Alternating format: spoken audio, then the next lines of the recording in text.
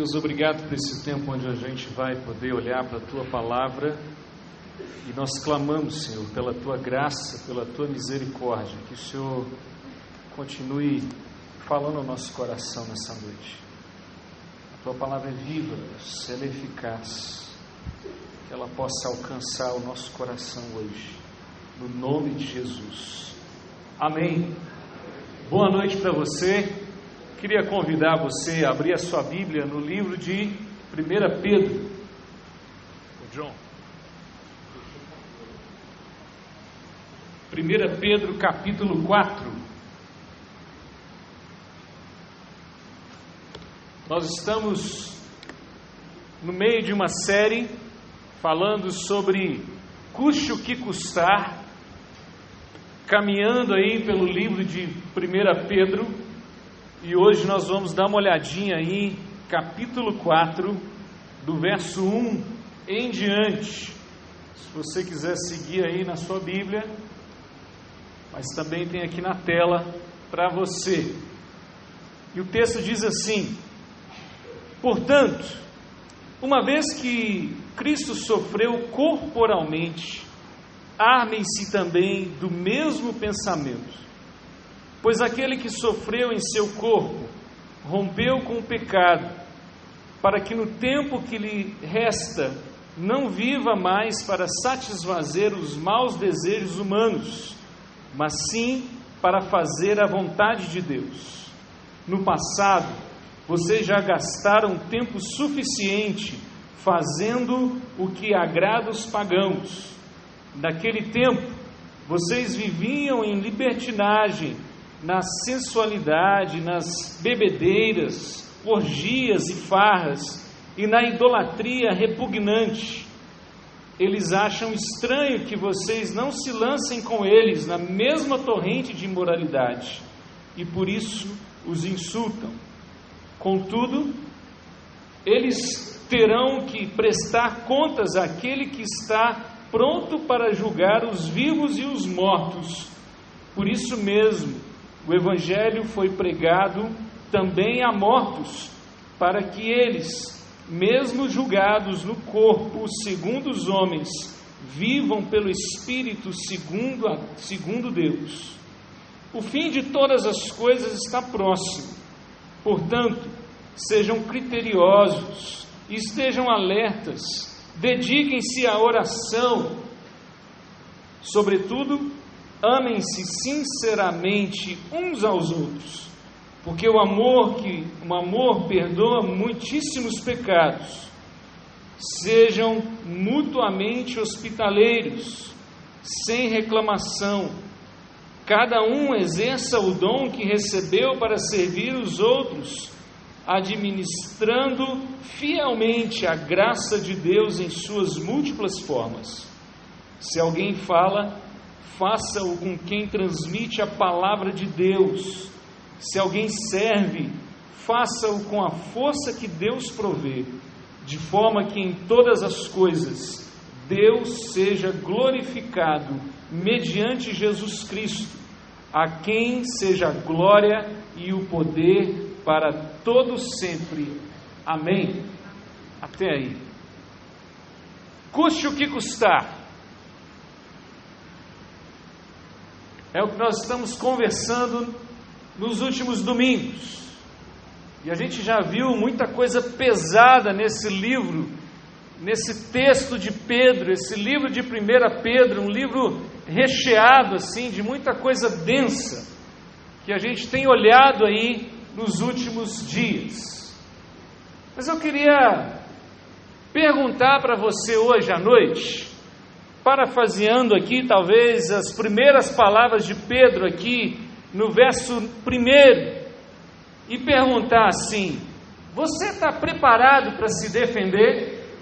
Porque Pedro está chamando aqui, olha, armem-se, estejam assim armados. E se é para você estar armado, quer dizer que alguma guerra está acontecendo, alguma coisa difícil está rolando. Está vendo a guerra acontecendo aí, né? Algo assim complicado, e você precisa se armar, você precisa estar preparado. E é isso que Pedro chama aqui: armem-se. Você está preparado? Está preparado para se defender aí na rua, né? Eu não sei se vocês lembram, mas há um bom tempo atrás, talvez nas décadas de 70 ou de 80, não sei, eu não era nem nascido ainda, porque eu nasci bem depois disso, né? Estou novinho ainda, né? Mas há um tempo atrás, eu não sei se você lembra, as mulheres tinham aquela ideia assim, de fazer aquelas aulas de autodefesa. Você já ouviu alguma coisa assim?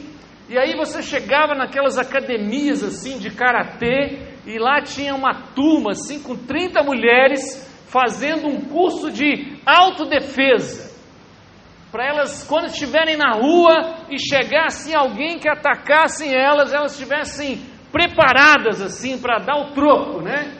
Autodefesa.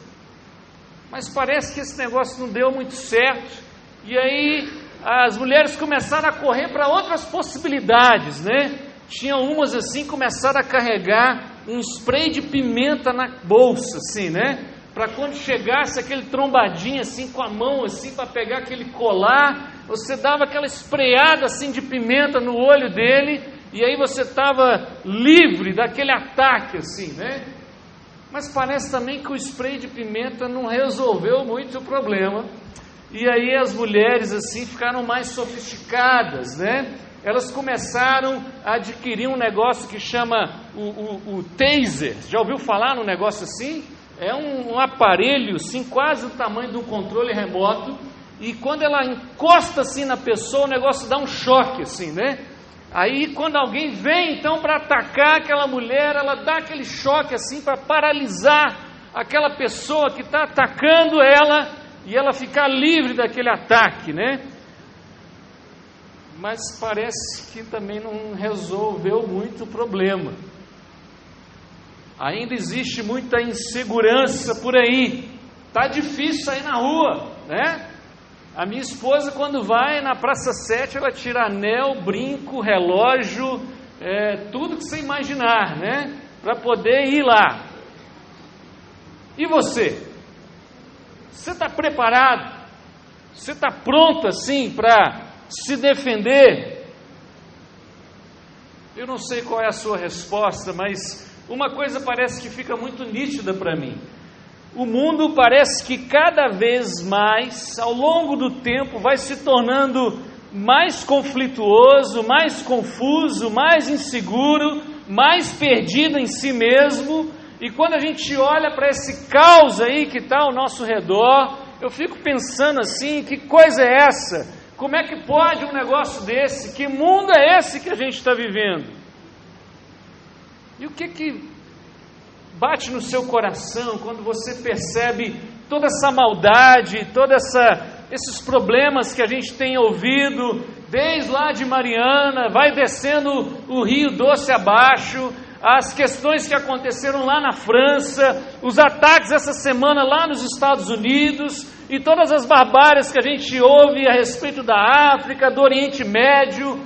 Que mundo é esse que a gente vive? Que loucura é essa? E quando você começa a olhar para o jornal e ouvir tanta coisa ruim, tanta coisa difícil, qual é o desejo que brota no seu coração? O que você pensa a respeito disso? Essa pergunta que aqui a gente coloca: você está preparado? Você está armado? Você está pronto? Como é que você tem olhado para tudo isso que tem acontecido nos dias de hoje? Você está pronto para se defender? E aí a gente olha para as coisas que acontecem lá em Brasília, e a gente fica assim, de boca aberta com o tamanho da podridão da humanidade, a gente fica cada vez mais assim, sem esperança, porque a gente vê tantas atitudes, tantas chantagens, acordos e coisas que a gente acha que, como é que pode isso? E aí, você está preparado? Você está armado? Você está pronto? Eu vi uma frase aí nas redes sociais, um dia desses atrás, uma pessoa escreveu lá, por conta de tudo isso que tem acontecido, de loucura que a gente tem visto, e alguém botou assim: olha, para o mundo aí que eu quero descer, não dá mais. E para mim fica cada vez mais claro essa capacidade que nós temos de nos corromper, essa capacidade autodestrutiva que a gente vê em nós e no nosso tempo. E a Bíblia usa um nome para isso.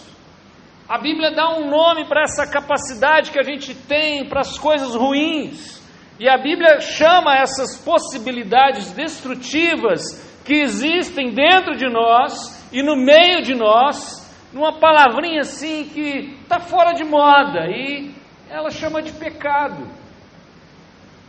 Todos nós estamos afetados e temos uma inclinação para o mal, e muita dessa inclinação a gente diz que ela é justificada por uma coisa ou outra, porque às vezes a gente pede o mal para outras pessoas, porque o mal para o outro vai ser um bem para nós, e a gente se justifica de uma forma egoísta, egocêntrica. E eu pergunto de novo, como você está se preparando para isso? Você está armado aí? Como você tem se protegido? Como é que você se protege desse caos todo que está por aí? Você faz o quê? Junta muito dinheiro, muda para um lugar mais tranquilo, sai daqui desse país que parece estar afundando cada vez mais. O que você vai fazer contra isso? A Bíblia diz, o mundo jaz no maligno. E é verdade. Isso parece cada vez mais claro para a gente. E é verdade. E nesse trecho que a gente acabou de ler, Pedro está nos chamando, convocando você, para você se armar. Só é preciso se armar quando existe um caos, uma guerra, uma luta, e esse é o chamado que Pedro está fazendo aqui para você. Armem-se, armem-se. E ele apresenta algumas armas que nós precisamos ter na nossa mão, na nossa vida, para a gente enfrentar esse caos que a gente tem visto por aí.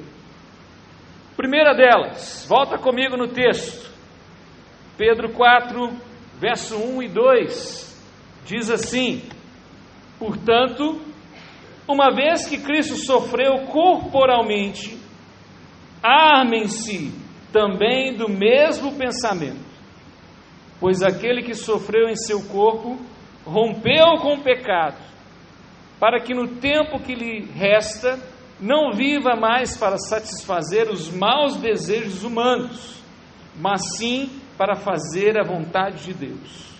No passado, vocês já gastaram tempo suficiente fazendo o que agrada aos pagãos. Naquele tempo vocês viviam em libertinagem, na sensualidade, nas bebedeiras, orgias, farras e na idolatria repugnante. Primeira coisa que Pedro chama a atenção é a respeito do rompimento do pecado. Pedro está nos convocando para a gente estar assim armado, preparado, com esse mesmo pensamento de Cristo, quando Jesus, por meio desse sacrifício que nós lembramos hoje aqui, Ele rompe com o pecado, Ele nos dá essa possibilidade de rompermos com o pecado, nos dando uma outra opção de vida. E eu fico olhando para tudo que a gente tem visto no mundo, e eu fico pensando assim, sabe, irmãos, com muita sinceridade, não é possível que Deus criou você, não é possível que Deus me criou, não é possível que Deus criou esse mundo, nos colocou aqui para a gente viver essa vida, desculpa a expressão, miserável que a gente vive. Não é possível que esse foi o plano de Deus para nós, que Ele arquitetou tudo isso para a gente viver essa vida do jeito que a gente está vivendo. Isso não é possível que Deus fez isso para nós. E não foi mesmo, não foi isso que Deus criou, não foi esse tipo de vida que Deus desejou para a gente, mas a gente fez uma escolha, E a gente escolheu essa vida. E a Bíblia diz que o salário do pecado é a morte. E parece que é isso que a gente vê por aí, né, gente? As pessoas não estão vivendo mais, elas estão morrendo. Porque o estilo de vida que a gente tem visto, não dá para chamar isso de vida. Isso é morte. Isso é tortura. Isso é algo muito miserável que a gente tem aqui. E é o que a palavra diz: o salário do pecado é a morte. E a gente está vivendo uma vida de morte. Vai falar de pecado, isso é um negócio batido. Tem dicionário aí, se você não sabe disso, tem alguns dicionários que já tiraram essa palavra, pecado. Ela não existe mais em alguns lugares, porque eles dizem que é politicamente incorreto a gente dizer que uma coisa é pecado, então ela ficou uma palavra assim, inapropriada, então a gente não usa mais esse termo, né? Ela não faz sentido mais para nós. Mas o que é pecado? O que para você é pecado? Que negócio é esse que a gente precisa estar armado contra? O que é pecado? Será que pecado é uma dúvida cruel entre fazer o bem e fazer o mal? Eu estou na dúvida, né? Parece que tem um anjinho aqui do lado de cá e um capetinha do lado de cá, e você está ali, ou vai aqui, ou vai lá. Será que o pecado é isso? Uma dúvida entre fazer o bem e o mal? Ou uma dúvida sobre qual das duas opiniões nós vamos nos deixar ser dominados? O que é o pecado?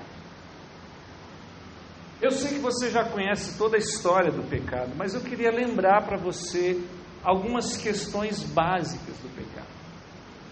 Uma história muito antiga, a história do pecado, a narrativa lá do Gênesis. Lembra lá? O ser humano estava lá diante do bem e do mal. É isso que está lá? Não. A história diz que Adão e Eva, eles estavam no jardim, e existem duas árvores que Deus dá um nome para elas. Uma chamava a árvore do conhecimento do bem e do mal, e a outra se chamava a árvore da vida. Existia duas árvores. E Deus chega para o homem e para a mulher e diz assim: olha, dessa aqui do conhecimento do bem e do mal, você não deve comer desse fruto. Então, Deus deixa ali essa opção. E a escolha não é entre o bem e o mal, mas a escolha que está ali diante do homem e da mulher é a escolha entre a morte e a vida. É essa escolha que está ali em jogo. Infelizmente, a escolha é pela morte. Porque quando a gente escolhe algo fora de Deus, porque quando a gente escolhe algo que não tem Deus, isso é morte. Morte. E ao comer da árvore da vida, o ser humano estaria dizendo ao Criador assim: Deus, eu reconheço que eu não tenho vida em mim mesmo, e que a vida que eu tenho, eu recebi das tuas mãos. Eu reconheço que não posso dar sustentação à minha existência, então eu preciso me entregar, eu preciso da vida que vem do Senhor. Mas eles não comem da árvore da vida, eles comem da árvore do conhecimento do bem e do mal. Deus disse para eles não comerem. Era uma escolha de viver longe da vida, porque viver longe de Deus é viver longe da vida. Sem Deus não tem vida. Não existe nada fora de Deus. Nada existe se não estiver na sustentação de Deus. Por isso que o salário do pecado é a morte. E o pecado é essa escolha de viver sem Deus, o viver afastado de Deus, uma vida que não é vida. uma escolha autodestrutiva. Então, o que é o pecado? Não é uma escolha para a gente pensar num padrão assim moral. Não é uma questão de transgressão moral. É uma atitude diante de Deus. Isso é o pecado. Quando a gente escolhe dizer para Deus: Deus, não quero mais, não preciso do Senhor, vou viver por mim mesmo. Isso é o pecado. E a consequência desse pecado é a nossa morte. Pedro está convocando a gente a sofrer contra o pecado. Ele diz aqui, assim como Jesus sofreu, e eu falo para você, eu prefiro sofrer contra o pecado do que eu sofrer as consequências do pecado. É muito melhor. E Pedro está chamando a gente para resistir o pecado, fugir do pecado, para a gente não viver mais satisfazendo os nossos maus desejos, mas para a gente fazer a vontade de Deus. Mas pastor, chega de sofrer, a gente já sofre demais nesse mundo, chega de sofrer. Quem quer sofrer mais? Ninguém quer sofrer mais. E a gente olha para isso às vezes e pensa assim: o melhor é ficar do jeito que está mesmo. E aí de vez em quando a gente faz uma coisa boa, a gente faz uma boa ação, a gente faz um negócio legal, porque aí a gente acha que aquela coisa legal que a gente fez vai cobrir aquelas coisas ruins que a gente fez. Olha o que Romanos 1,18 diz: porque do céu se manifesta a ira de Deus sobre toda impiedade e injustiça dos homens, que detêm a verdade em injustiça. Deus é justo. E se a gente pensa que a gente vai fazer alguma boa ação para resolver os pecadinhos, os pecadões que nós fazemos ao longo da vida, não tem jeito. Que boas ações? E aí eu te pergunto, quais boas ações? Que boas ações que você está vendo aí na sua televisão que nós somos capazes de fazer? Quais boas ações? Que boas ações a gente realmente consegue entregar diante de Deus ou diante dos nossos irmãos? Que boa ação que eu posso fazer? Precisamos romper com o pecado. E se for necessário, sofra. Mas nós precisamos romper com o pecado. Jesus nos deu essa possibilidade da gente romper com o pecado. Então, irmão, custe o que custar, rompa com o pecado. Segunda arma que você precisa ter, verso 3 e 6, acompanha comigo aí. No passado, vocês já gastaram tempo suficiente fazendo o que agrada aos pagãos. Naquele tempo, vocês viviam em libertinagem, na sensualidade, nas bebedeiras, orgias e farras, e na idolatria repugnante. Eles acham estranho que vocês não se lancem com eles na mesma torrente de imoralidade, e por isso os insultam. Contudo, eles terão que prestar contas àquele que está pronto para julgar os vivos e mortos. Por isso mesmo, o Evangelho foi pregado também a mortos, para que eles, mesmo julgados no corpo segundo os homens, vivam pelo Espírito segundo Deus. Segunda arma que você precisa é o rompimento com as obras do passado. Como eu dizia antes aqui, que tipo de boa obra a gente é capaz de fazer? Se nós fôssemos capazes de fazer realmente algo de bom, irmãos, Se a gente tivesse essa inclinação para as coisas boas, então por que a gente está atolado em tanta coisa ruim? Por que a gente vê esse caos que existe no mundo ao nosso redor? Se existe alguma capacidade em nós de gerarmos uma boa ação, uma boa obra, algo que faça diferença e resolva os problemas, por que parece que a gente está afundando cada vez mais em tanta coisa ruim? O resultado de tudo que ruim que a gente vê por aí é fruto das nossas chamadas boas obras. Tudo de ruim que você está enxergando por aí é o de melhor que eu e você podemos fazer.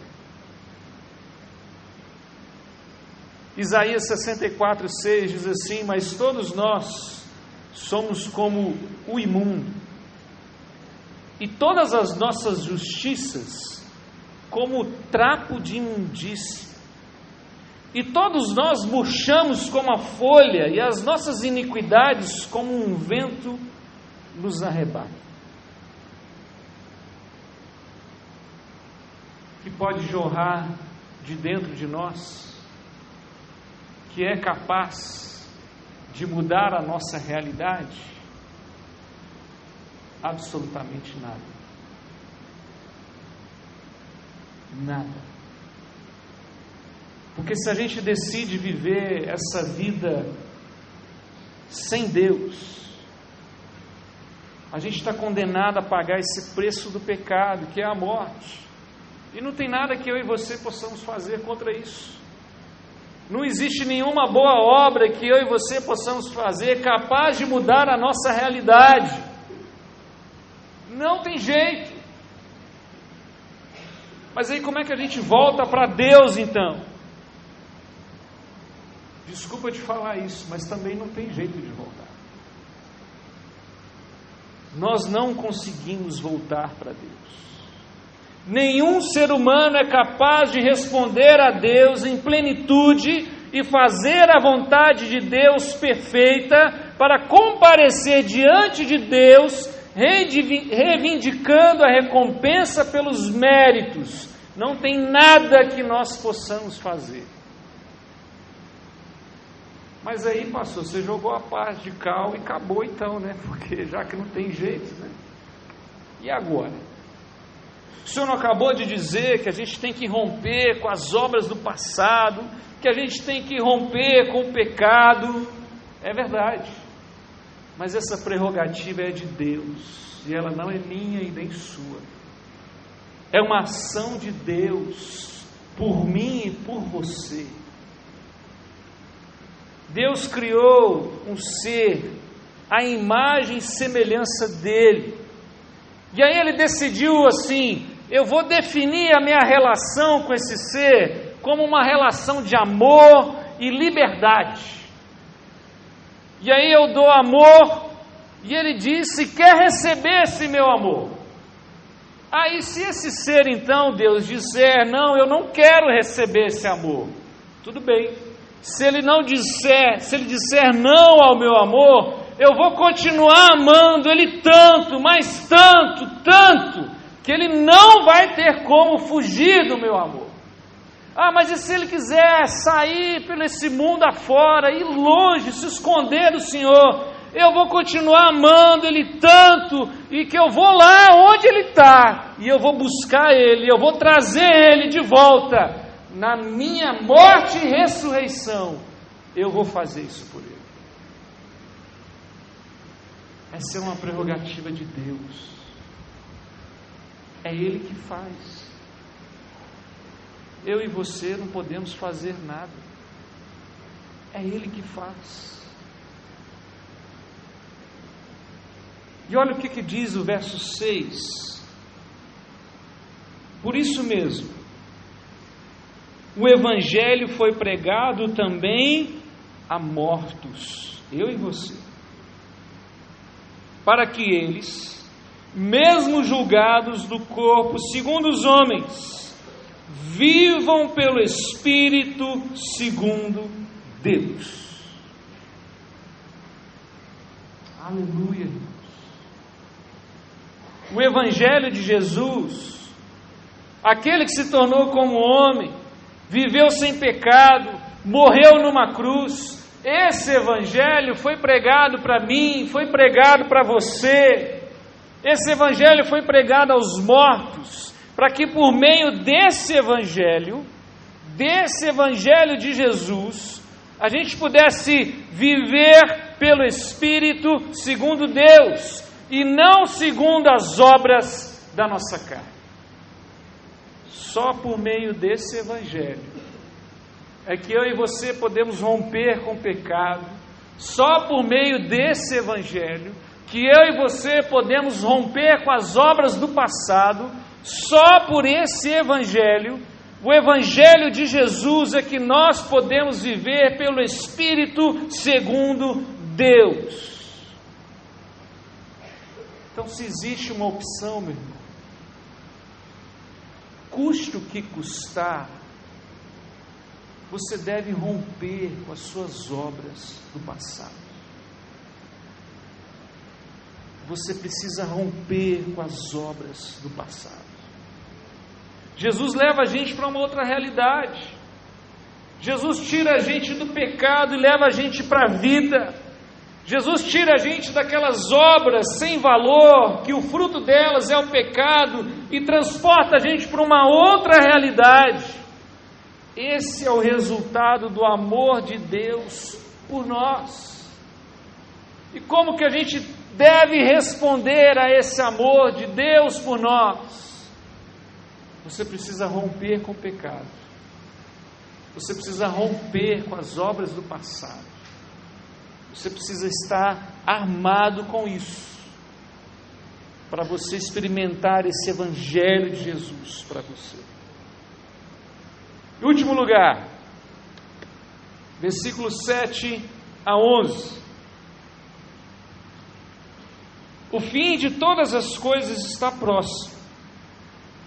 Portanto, sejam criteriosos, estejam alertas, dediquem-se à oração, sobretudo, amem-se sinceramente uns aos outros, porque o amor perdoa muitíssimos pecados. Sejam mutuamente hospitaleiros, sem reclamação. Cada um exerça o dom que recebeu para servir os outros, administrando fielmente a graça de Deus em suas múltiplas formas. Se alguém fala, faça como que transmite a palavra de Deus. Se alguém serve, faça com a força que Deus provê, de forma que em todas as coisas Deus seja glorificado, mediante Jesus Cristo, a quem sejam a glória e o poder para todos sempre. Amém. A última arma que você precisa ter é que você precisa viver pelas possibilidades que nós temos em Cristo Jesus. Algumas semanas atrás, eu li uma frase em um livro que eu estava lendo, e essa frase dizia o seguinte: a cruz de Cristo é a árvore da vida plantada no Monte Calvário. Eu vou ler de novo para você. A cruz de Cristo é a árvore da vida plantada no Monte Calvário. Lembra da nossa conversa sobre as duas árvores? Que existia a árvore da vida e a árvore do conhecimento do bem e do mal. Esse autor aqui está dizendo que a cruz de Cristo é a árvore da vida, plantada no Monte Calvário. A opção que você fizer pela vida vai trazer vida para você. Jesus veio para trazer vida. para nós. Jesus, ele veio nos dar uma outra possibilidade de viver.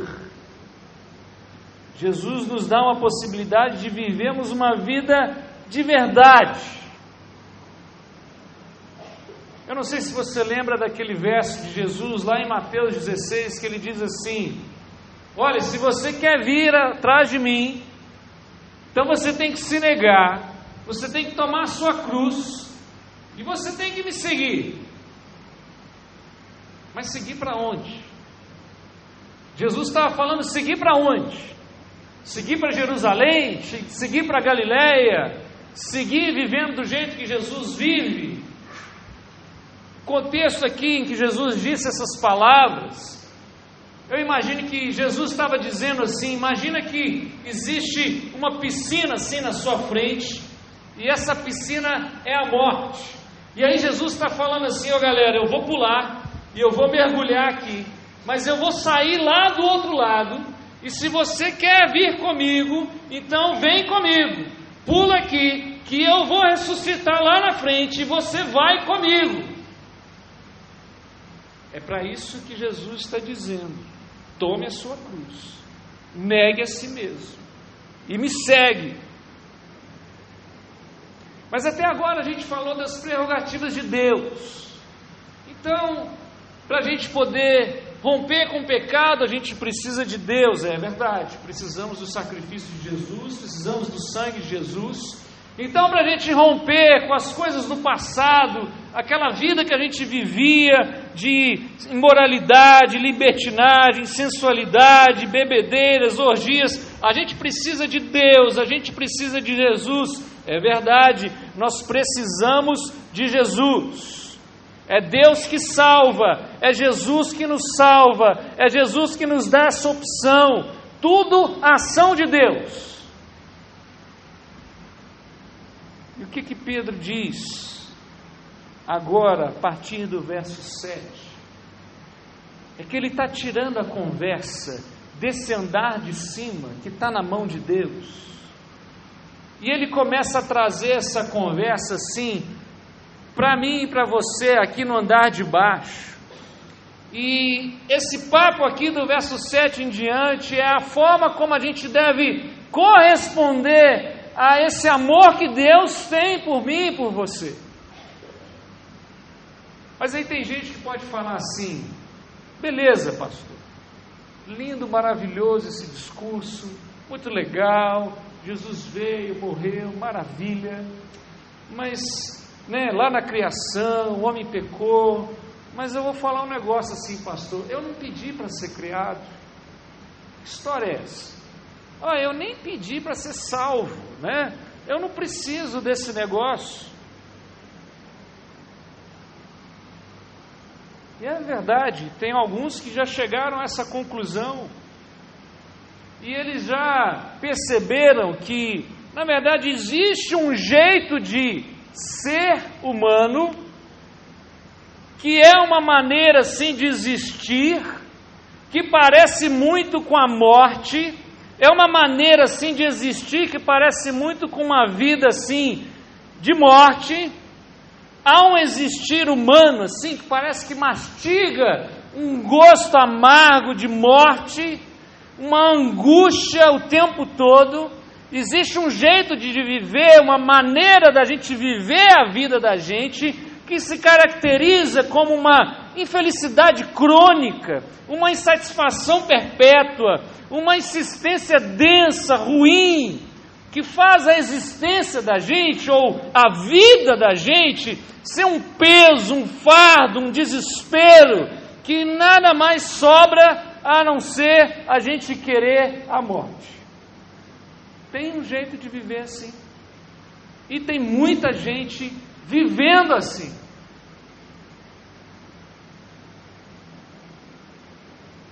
Mas, meu querido, também existe um jeito de viver,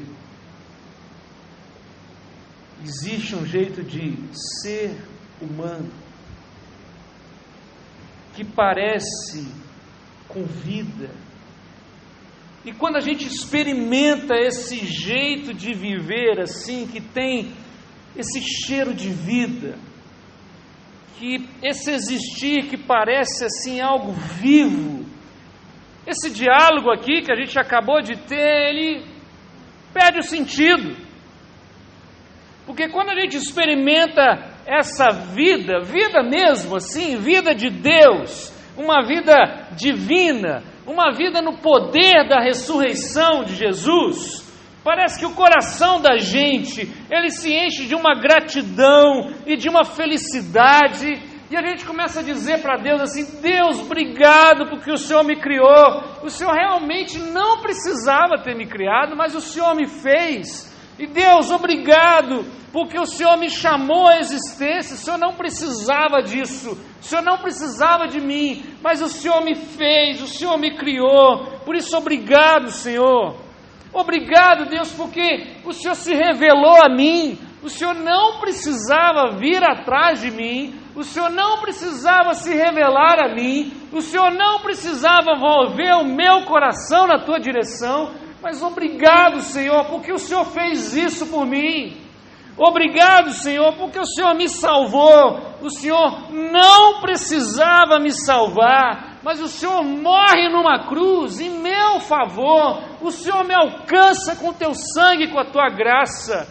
E esse jeito de vida que tem cheiro de vida de verdade, parece que toma conta da gente, e a gente começa a ter essa expressão de gratidão, de louvor, e a gente começa a querer mais disso. Eu quero essa vida, eu quero mais dessa vida, essa vida que é vida abundante. Eu quero vencer a morte, eu quero continuar para sempre.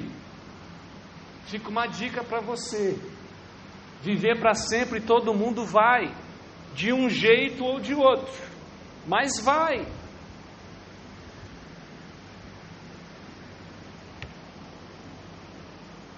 Oh Deus, eu quero essa vida, eu quero passar a minha eternidade te conhecendo, eu quero essa vida. E aí essa dúvida, dessa coisa da vida que na verdade tem cheiro de morte, essa insatisfação com Deus, com as coisas, parece que ela some, porque a gente experimenta sim frações disso que a Bíblia chama de vida divina.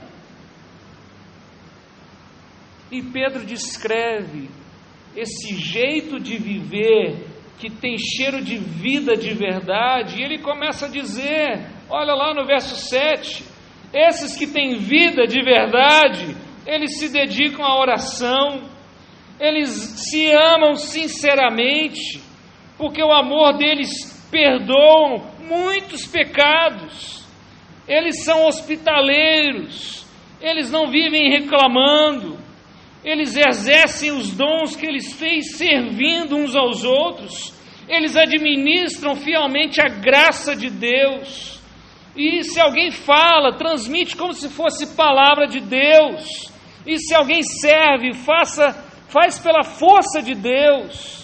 Eles vivem glorificando a Jesus Cristo, porque a Ele é toda a glória e todo o poder para sempre.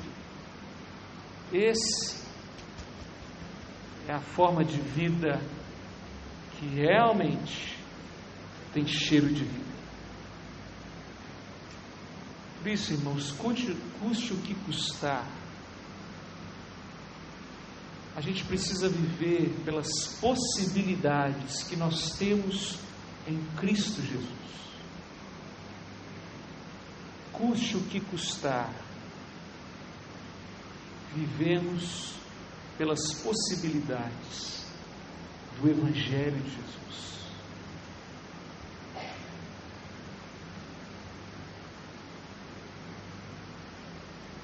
Mas que negócio é esse de crer em Jesus?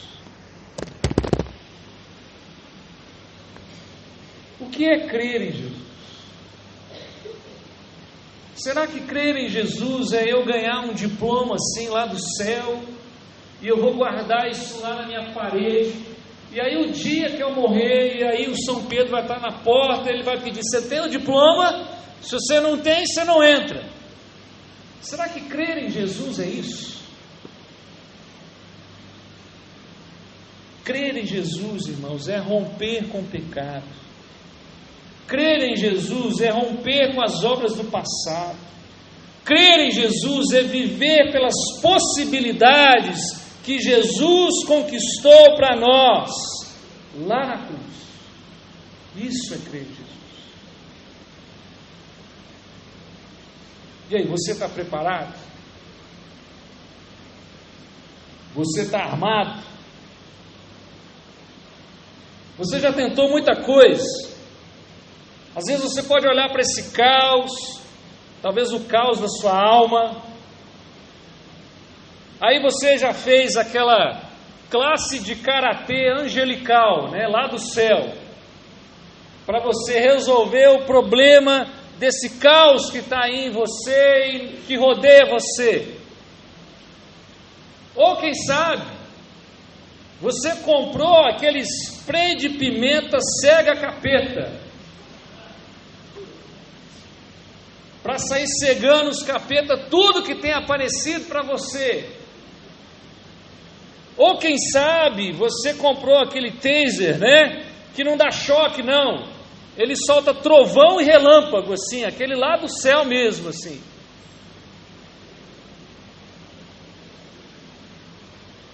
Eu não sei o que você tem tentado fazer para transformar a sua vida em vida de verdade. Eu não sei as coisas que você já fez ou está correndo atrás, mas o que você precisa é crer em Jesus. O que esse mundo está precisando, irmãos, é crer em Jesus. O que o pessoal lá do Estado Islâmico está precisando é crer em Jesus. O que o povo lá de Brasília está precisando é crer em Jesus. O problema é que a gente deixa de crer em Jesus a toda hora. A gente crê na Mega Sena, a gente crê num trabalho, a gente crê num relacionamento, a gente crê num monte de coisa, menos em Jesus.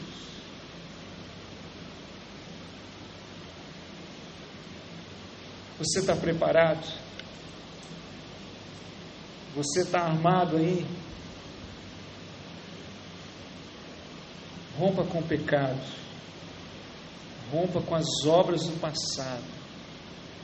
Viva de acordo com as possibilidades que Jesus tem para você. Creia em Jesus. Ele tem uma vida verdadeira para você. Feche os seus olhos aí, vamos orar.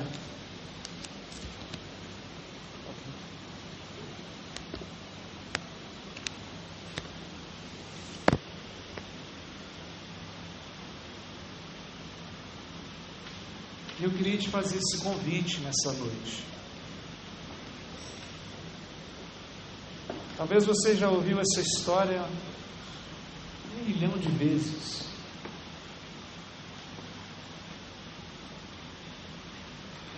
Talvez você já tomou uma decisão por Jesus.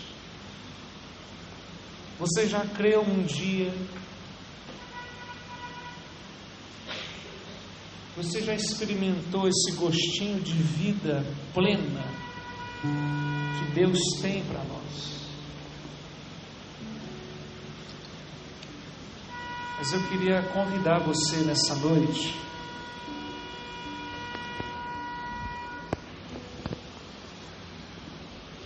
a refletir sobre tudo isso.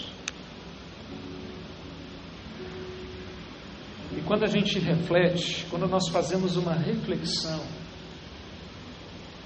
nós tomamos um passo, nós tomamos uma decisão, nós fazemos uma escolha. Eu queria desafiar você hoje a crer em Jesus, a tomar uma decisão por experimentar a vida que Jesus tem para você. Que Ele possa tirar você da sua realidade que você vive hoje. Que você possa experimentar a vida movida pelo Espírito de Deus.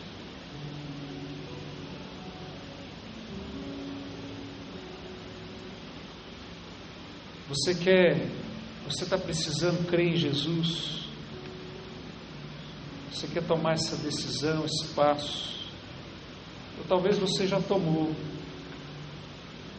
mas o seu coração tem estado frio, talvez. Eu queria convidar você a se colocar em pé no seu lugar. Enquanto a gente canta essa próxima canção, você possa abrir o teu coração para Deus.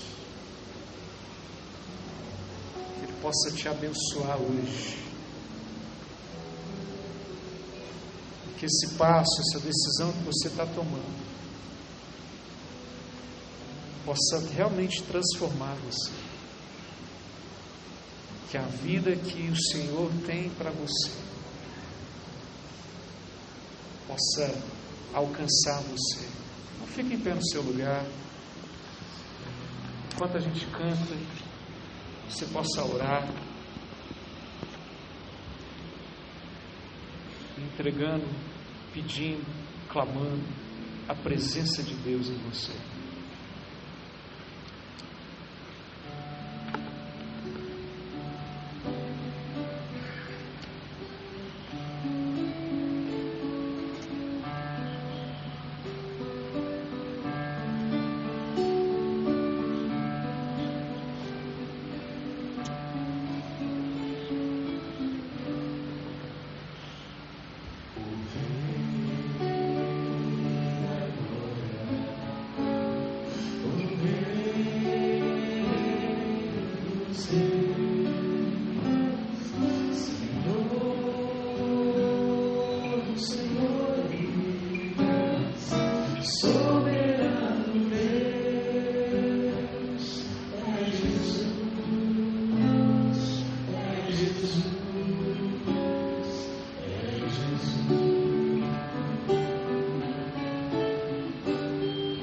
Say